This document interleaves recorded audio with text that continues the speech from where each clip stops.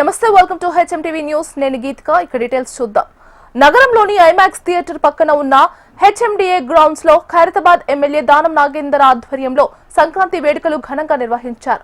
ఈ వేడుకల్లో deputy CM Bhatti Vikramarka, మంత్రి అడ్లూరి పాల్గొన్నారు. సంక్రాంతి పండుగ సందర్భంగా నిర్వహించిన ముగ్గుల పోటీలో మహిళలు వేసిన ముగ్గులను పరిశీలించి విజేతలను ప్రకటించారు భట్టి విక్రమార్క. సంక్రాంతి పండుగ అంటే తెలుగు ప్రజలకు పెద్ద పండుగ అని అన్నారు భట్టి.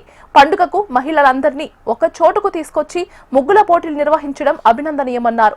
రాష్ట్ర ప్రభుత్వం చేపడుతున్న సంక్షేమ పథకాలను ముగ్గుల రూపంలో మహిళలు వేయడం హర్షణీయమని అన్నారు. రాష్ట్ర ప్రజలకు ప్రభుత్వం తరపున సంక్రాంతి శుభాకాంక్షలు తెలిపారు డిప్యూటీ సీఎం భట్టి విక్రమార్క. అందరికి కూడా నూతన సంవత్సర సంక్రాంతి శుభాకాంక్షలు కూడా ఈ సందర్భంగా తెలియజేస్తా ఉన్నాం.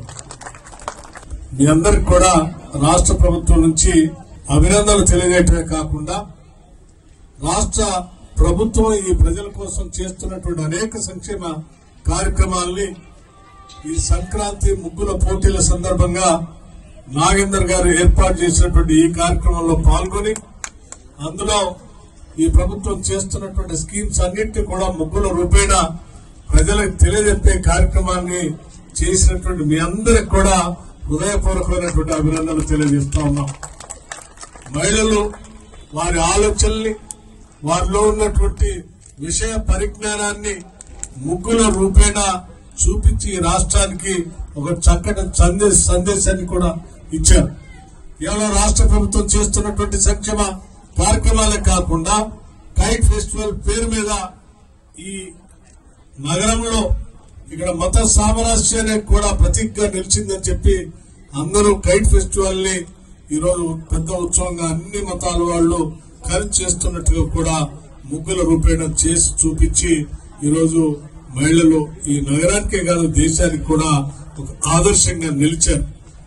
ఇటువంటి కార్యక్రమంలో మరి మనందరికీ తెలిసిందే సంక్రాంతి అంటే ఈరోజు ఉగాది కంటే ముందు వచ్చేటువంటి అతిపెద్ద ఫెస్టివల్ మనకి ఈరోజు.